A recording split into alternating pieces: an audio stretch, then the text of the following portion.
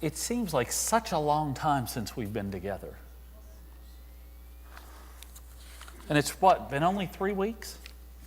But it seems like so much more. I have us in Genesis chapter 12. Genesis chapter 12, we had just discussed Abram and Lot leaving their home and launching out onto this adventure that God was giving them. You remember the destination was fuzzy? God didn't say, Abram, I want you to get up and go to any location, but to a land that God would lead him to. So let me see. I believe we're starting in verse 10 tonight. Does that sound right? All right, that sounds right. Could I have a volunteer to read,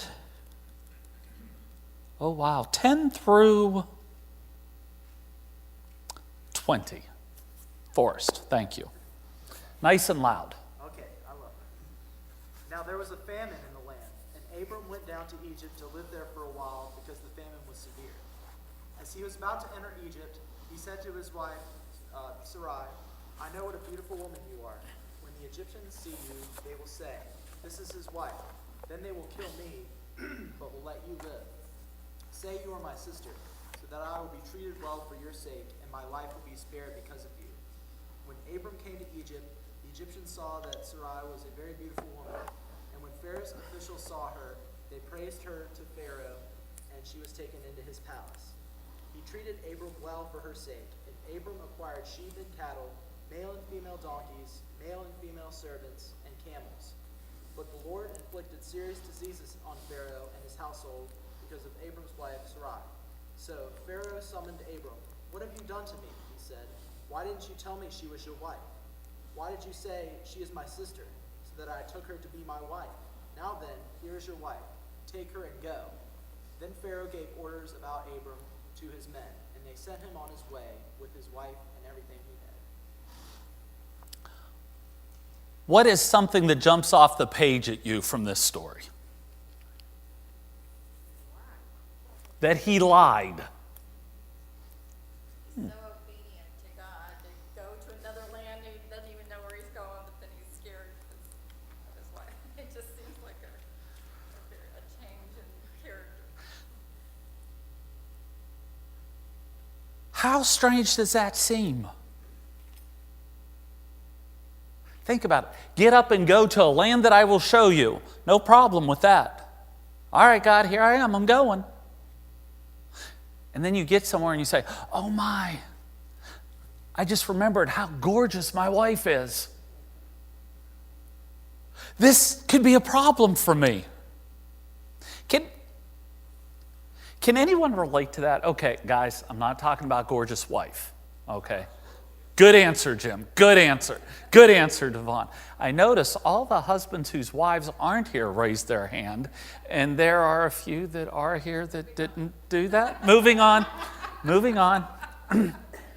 But have you ever had those moments where you feel so close to God that when this huge, massive undertaking starts, I can do it because I know God goes with me. I can do this. Do you know what I'm talking about? I'm starting to get nervous because I'm seeing blank faces. Like perhaps you've not experienced this. Have you ever experienced a time when you knew you were walking so close to God that nothing seemed impossible for you? You had that experience? Yeah. Thank you. Thank you. Kidney transplant. There you go. Something that's big. Watching a spouse go through cancer. Those are big things. You know, there was a time when Bethlehem went out on faith to build all of this. Those are big monumental challenges. And you accept them fine. And then something fairly insignificant happens. Just a little something. And we start to freak out and worry. Can we get through this? Like a flat tire. How will this ever work? Or we postpone a program or an outreach. And we start to think, how in the world can this ever be right? Have you ever noticed that sometimes it's the little things that cause us the most anxiety? We're seeing it here with Abram. Why is that? Why could he launch out and say, God, I'll go wherever you call me? But you know what? My wife's a little too pretty for the king here. I don't know that I'm going to live through this. Why do we have those moments? Okay, I guess I got to ask that other part. Has anyone ever struggled with something that just didn't go your way and you wondered if you were capable or if God was there? Why do we do that? Okay, now this one's for answer. Why do we do that? Lack of faith. But you just did this other huge thing. We forget. We forget. Well, I don't know. It seems like Genesis and Exodus are filled with these kind of adventures. Sarah. As humans and our pea brains, we figure, well, God will take care of the big things. It's the little things it's up to us to take care of. And we don't always allow God to take care of the little things. How many of us think we can accomplish some things without having to bother the God of all creation with? I mean, a flat tire, come on. That's cake. We can do that. Little things, common everyday things that we do regularly. Have you ever noticed that we tend to stumble and fall with the little things? We could take it to the cross. We should take it to the cross. So how is it we don't regularly? I mean, think about Abram here. Just getting up and leaving with all the stuff he has, headed to who knows where. No issue. And now all of a sudden, let's ask this. This is a good question too. Why did Abram and Sarai end up in Egypt for this whole story to play out? God through a famine. Has anyone been hungry? And I mean more than, it's 4 o'clock and it's time for dinner. I mean, like, maybe you had to go a period of time. Perhaps you were having a procedure and you couldn't eat after 8 o'clock and your procedure gets delayed to like 2 the next day and you're a little hungry.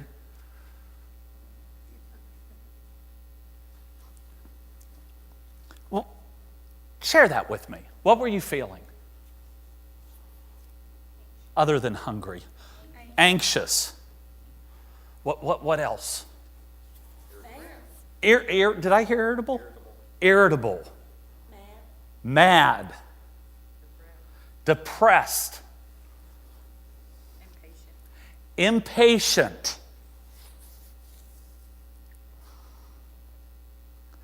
All of those adjectives that we just gave, are those the conditions where we would be making our best decisions?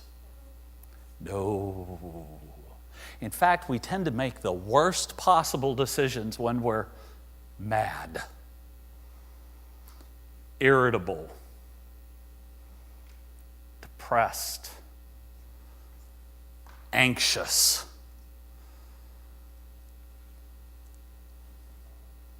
No one said stressed.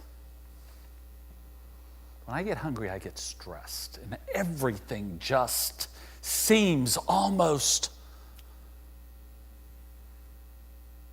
more difficult. Have you ever experienced those times when one little thing goes wrong and, okay, I can handle this, and then you realize something else is ready to go wrong? Where's your breaking point? How many things need to go wrong before you lose it? Now, don't sit here and say you don't lose it. I know better. I know better. It probably depends on how stressed you were going in. Mine's 4. I can handle 3 things really well. I can still have a smile on my face and a spring in my step, but that 4th thing hits and it's like...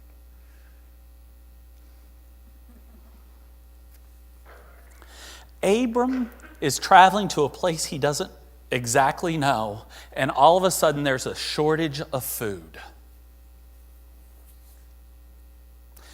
And he's responsible for a wife and a nephew. Can you imagine going for a hike in the desert and finding out there's a shortage of food? And you're responsible for these other people around you? And you do the best that you know. Let's go to Egypt, because we know that there is water there and there are crops, and it is the superpower. Things will be good there. And you get there, and then you start worrying about all these other little things. What else is going on here? What else do we see happening here? Yeah. You panic because you don't feel close to God. Panic. I'm not going to ask that. I was going to ask, who here panics? And I know my wife would gladly volunteer that I do. Stuff happens, and all of that testosterone and adrenaline starts pumping through my system, and I just... Abram's panicked. What else is going on here? We've seen it from Abram's point of view. Who else is involved in this story that's kind of important? Sarai, his wife. Pharaoh. What's his take from what we read here in Scripture? He's in trouble. Why?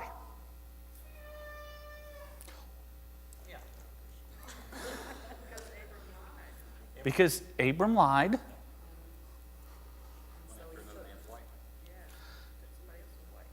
And he's kind of moved Sarai in.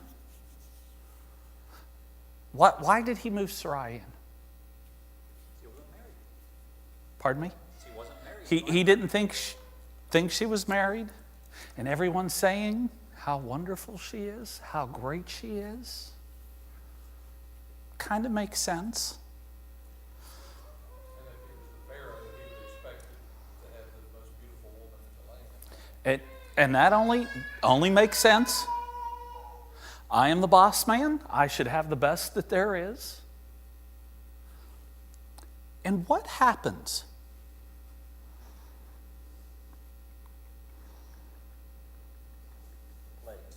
Plagues. They're not spelled out for us, but bad things begin to happen. What's Pharaoh's response?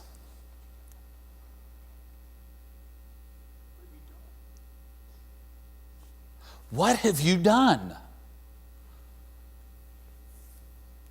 So he's blaming Abram for all the bad things. Why is he blaming Abram for all the bad things? He can blame himself. Because he lied.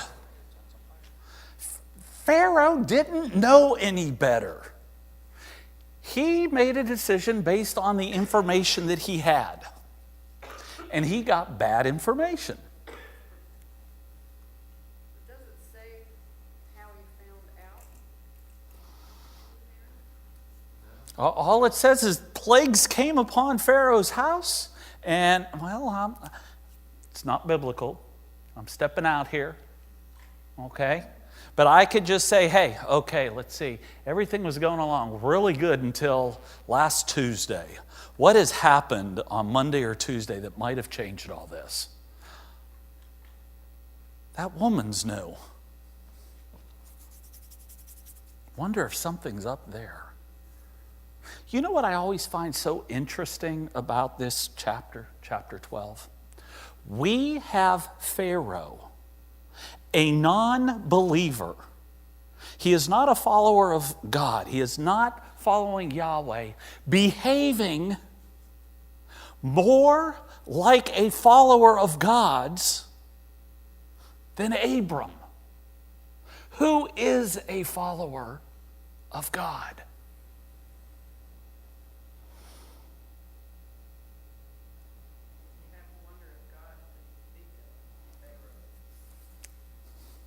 In some form or fashion. I've always wondered how Abram dealt with that. Because, I can't speak for Abram, but I know in my life, when someone who doesn't know Christ corrects me in something I'm doing, I feel about, that big.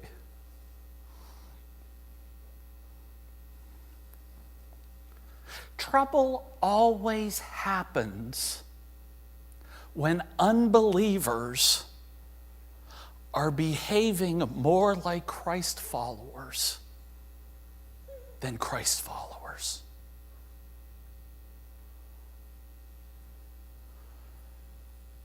Does that still happen today? Absolutely. Can anyone give me an example?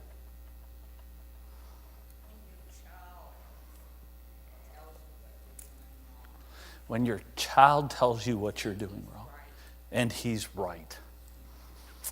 Don't you hate that? Mommy, you weren't supposed to say that. It's those moments that, I take that step back and say, man, now I need to apologize to my sons. Remember the first time that happened? They were just way little ones. Michael was maybe about 3. And here is Dad saying, Michael, I'm sorry, I was wrong. Can you forgive me? And the kid got this biggest grin. Like all of a sudden he was a big boy. Because that doesn't happen. Just big. The only thing worse than being wrong with your children is being wrong with your spouse. You say yes to that, but you didn't say yes to the first one. Jim, you're going to be in the doghouse. Do we have any other examples of non-believers behaving better than believers that we've seen in our life or experienced around us? I'll give you one. It's a very close one. It's in my family. My mother has several friends. Female friends she went to high school with, so you can imagine, went to high school with, they've been friends for a long, long time. And they are all members of various denominations. One's at First Baptist, one's at Presbyterian, one's at Methodist. And my mom is the only one who has not made that profession of faith. And you know why she regularly tells me she has not? Because she is more moral than they are. See, one likes to go to the bars on Friday night and hang out there while her husband stays home. One goes even a little bit further.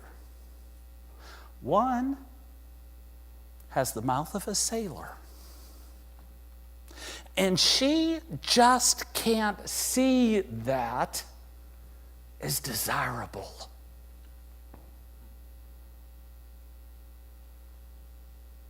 Now, trying to get through to her that it's not just behavior, it's about a relationship with Jesus, She always comes back. But if I have a relationship with Jesus and I become like that,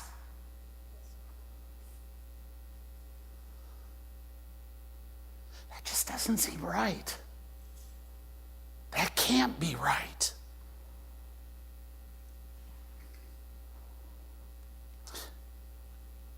I'm not saying this to say, oh, we need to walk a perfectly straight line. We will all mess up. We all fall short of the glory of God. But we need to be careful because there are consequences. And you know what? Folks are watching. And it's amazing what kind of opportunities and miraculous things come about when the people of God behave like the people of God should. What would have been a better way for Abram to respond? Sure, let's you know what? It is always best for us to behave well before we get caught, because then we don't have to worry about getting caught. What could he have done? What should he have done? We are fortunate that we have hindsight. So we can look at this and say, this is how we should behave. How should we behave? Acknowledge it. Acknowledge your wife, guys. Being Honest. Honest. Be a man or woman of integrity. How else? What else could we do? It can also depend on God's provision. He's pretty young here, Sarah. Same thing, Sarai. And then all the way down to where they have, Ishmael and Isaac and all that. It looks like he did not trust God's provision here. He had to come up with his own plan. And it looks like that was his whole life path, because we still see him doing that all the way down to Hagar and Ishmael. Finally, Isaac, he was 100 years old, finally learned his lesson. It was his whole life pattern to at once say, I'm following God, but still come up with his own solutions.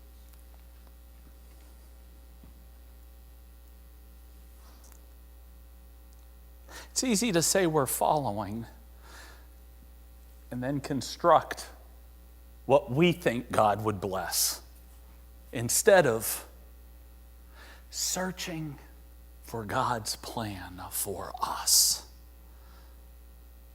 And not only did he lie, but Sarah would have had to have lied too, and that was a lot of weight on her to sit there and say, no, I'm not married, So we have Abram lying, and we have Sarai covering up Abram's lie. Ladies, now this is touchy. Ladies, there's... Pharaoh actually married Sarah? I don't actually see that written there. It just seems like she kind of joined the household, probably with the intention of.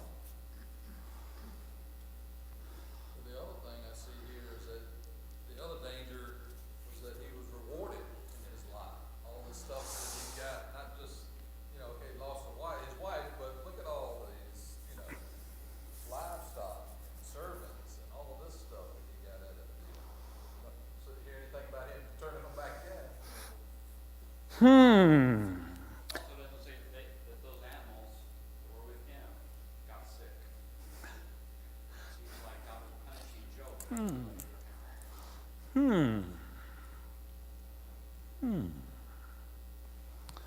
As I was saying just a bit ago, and I want to caution us, here's something. Don't help folks lie. Now, you know your spouse better than I do, with the exception of course, my wife. I think I know her better than y'all. We don't need to go out of our way to embarrass folks, but don't cooperate in lying. Somehow I don't get the feeling that the first time Abram proposed the idea of "you're just my sister" was when he spoke it to Pharaoh. I get the feeling he said, "Hey, they're going to kill me, so go along with whatever I say."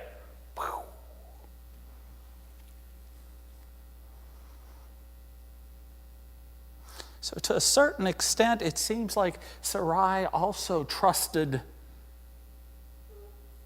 in a scheme more than God, at least at this moment. Back during that time, women were treated like cattle. Mm-hmm. And when they were told by their husbands to do something, they did it out of obedience. So she really didn't have anything to say at all. That is a point. That is a point, and I am so glad I'm not talking to Sarai. Because that counseling session would have been very different than the conversation we're having. Because today we understand the worth of each and every member of society. And ladies, you no longer have that out. Isn't that wonderful? Later on, she did her own mistrusting of God. Boneheaded scheme. You know, isn't it wonderful that neither men nor women have a monopoly on stupidity?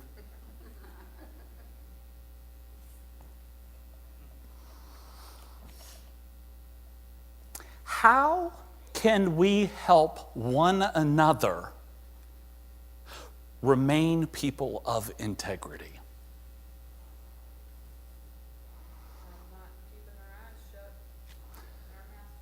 By not keeping our eyes and mouths shut. For example, Well, if you see somebody doing something you know is wrong, you don't look the other way. because too often when we look the other way, it becomes an elephant in the room. And elephants are big. And everything's so much easier to deal with when it's still small.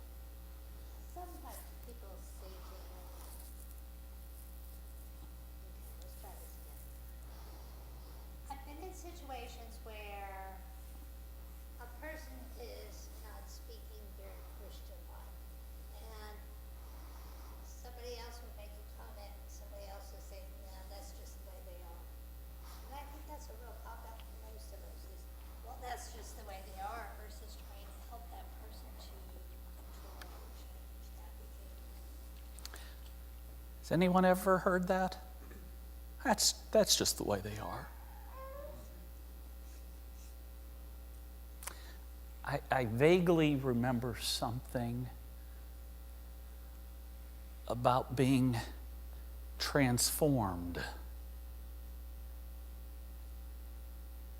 not conforming. Transformed means we change.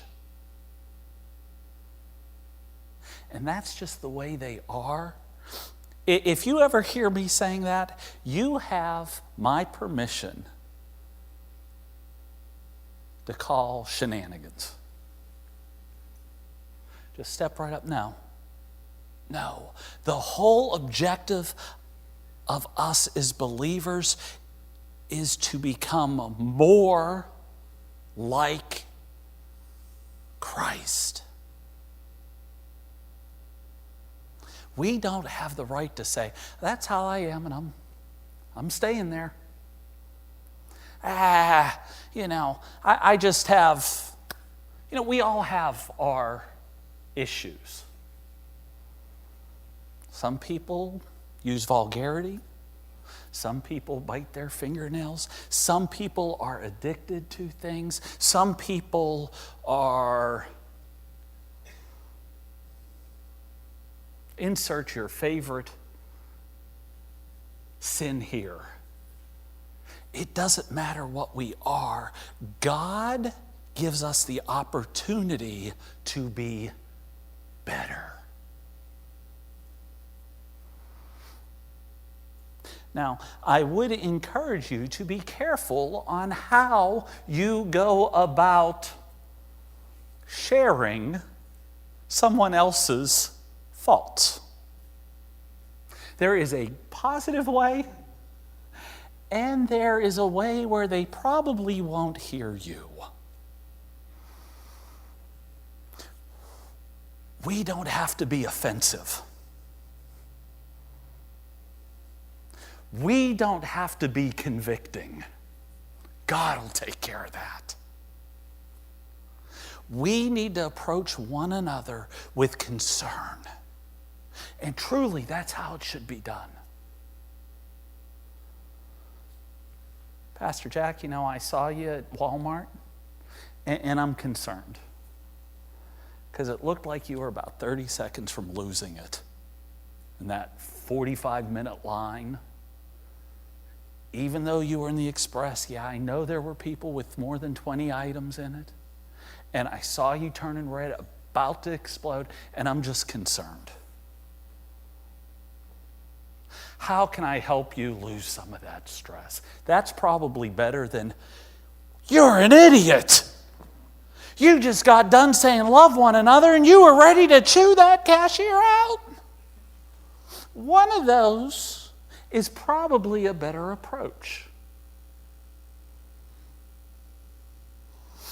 Yeah. Have you seen it work in a church where you have small group accountability, or does that really work? Does that provide more structure that the church is willing to do? How does that, have you seen this sort of thing? That's kind of where it is. We're born into this such a really, it goes way back. I get a cookie out of the cookie jar, but I was smart enough to get two. I bring one to my mom and said, I want you to have a cookie. She got one in my hand. But somehow she's figured out that the only reason I'm giving her one is because I want one too. We can have this little codependency, this little agreement. How can we support each other to say no to the things we need to say no to? And does that ever work in a church? We kind of take care of each other and have a social arrangement.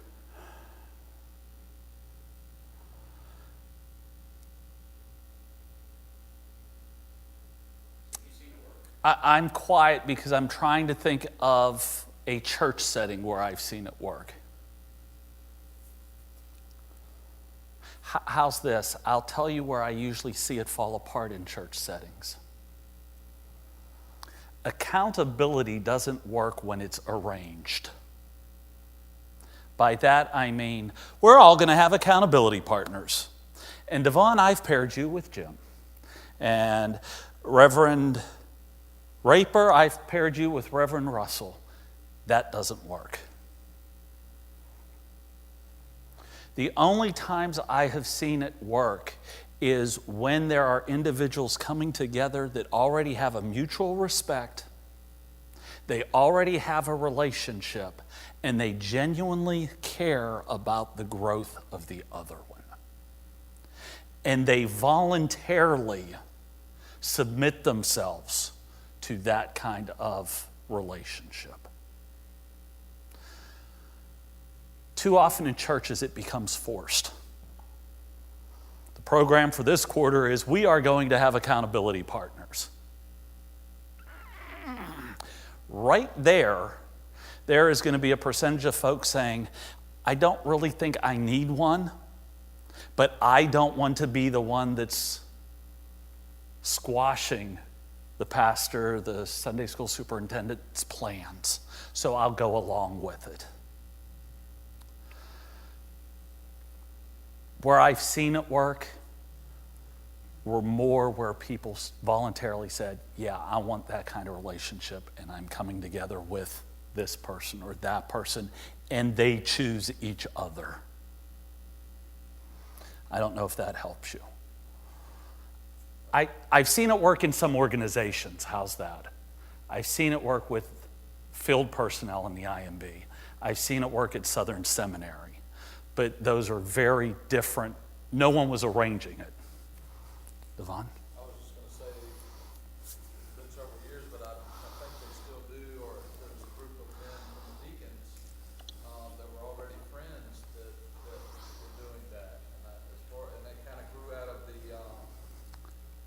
prosecutors. Kind of started there, but they kept that going as friendship. And for all I know, they still, get together, on a regular basis and are accountable to each other. I don't know to what extent, because I didn't insert myself. But again, that is I'm in this with you guys. No one said you'll have this one or that one. It can work, but it's it needs to be a I'm in this kind of thing. And and let's be honest, with accountability partners, there has to be a certain amount of respect and love already there. Because you're trying to get close to say, hey, I want you to spot the flaws in my life. Now, stop and think about that for a minute. Who would you be comfortable with knowing all that there is about you?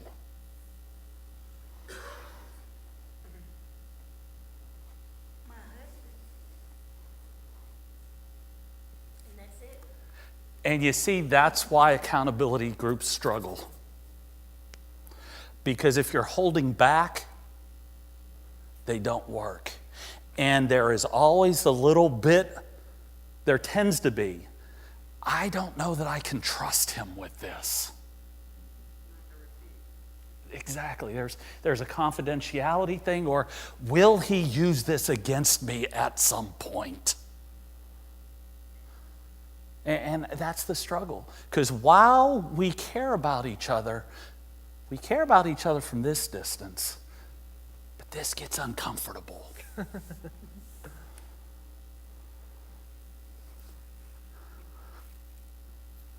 My clock says 7:26. I think we can say, are there any questions, concerns, or comments from what we have looked at through chapter 12? Just had a thought looking at the last verse there, 20, that Pharaoh gave orders about Abram to his men. I just feel like there's so much more there that we're not getting, that God didn't see fit to put that in scripture, but it was more, And they set him on his way. Oh, my. We thank you. We hope you had a great time here in Egypt. North is the promised land. Have at it, guys. But they were nice enough to send him on his way with Sarai and all that he came with, or all that he had. well, it looks like that, that was kind of the beginnings of his wealth, or, God used, it's an example of God using taking a bad situation and making it for our good, despite ourselves. God has a way of blessing us even when we do not deserve it. And he has blessed us even mostly with salvation. We didn't deserve it, but he's given it. He has offered it. Sarah lived in the palace for quite a while. And when she went back with Abraham, she had to go back to 10.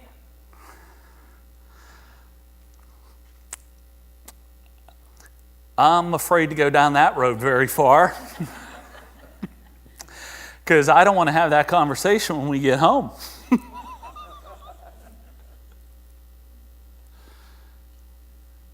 Better are one day in your courts than 1,000 elsewhere. I guess I can pacify that. One day in his courts than 1,000 in the palace. Anything else? Well, I do thank y'all for being with us this evening. Go, enjoy your evening. Hope to see you Sunday morning, and stay warm.